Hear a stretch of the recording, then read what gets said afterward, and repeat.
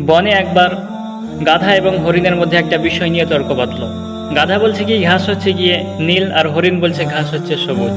এই নিয়ে তাদের মধ্যে যখন তর্ক বাঁধল, তখন তারা বনের রাজা সিংহের কাছে গেল। এরপরে গাধা গিয়ে বলল যে, রাজামশাই দেখেন, আমি বলছি যে ঘাস হচ্ছে গিয়ে নীল, আর এই হরিণ বলছে ঘাস হচ্ছে গিয়ে সবুজ, আপনি বলে দেন কোনটা ঠিক। তখন রাজামশাই বললেন যে গাধাই ঠিক বলেছে, ঘাস হচ্ছে গিয়ে নীল। তখন সে বলল, তাহলে হরিণ যেহেতু ভুল করেছে তাকে শাস্তি দেওয়া হোক। তখন রাজামশাই বললেন যে ঠিক আছে, হরিণকে 1 বছরের জন্য জঙ্গল থেকে বার করে দেওয়া হলো। এরপরে গাধা লাফাতে লাফাতে সেখান থেকে চলে গেল। এরপরে হরিণ বলল যে, রাজামশাই আপনি তো এটা জানেন যে ঘাস হচ্ছে গিয়ে সবুজ, তাহলে আপনি কেন আমাকে শাস্তি দিচ্ছেন? তখন রাজামশাই বলল যে, তোমাকে এই জন্য শাস্তি দিচ্ছি না, তোমাকে এই জন্য শাস্তি দিচ্ছি যে তুমি একটা গাধার সঙ্গে তর্ক করতে গেলে কেন। তো এই গল্প থেকে আমরা একটা শিক্ষা নিতে পারি, সেটা হচ্ছে আমরা আমাদের লাইফে অনেক সময় কতগুলো গাধার সঙ্গে তর্ক করে থাকি। তো এই গাধাগুলো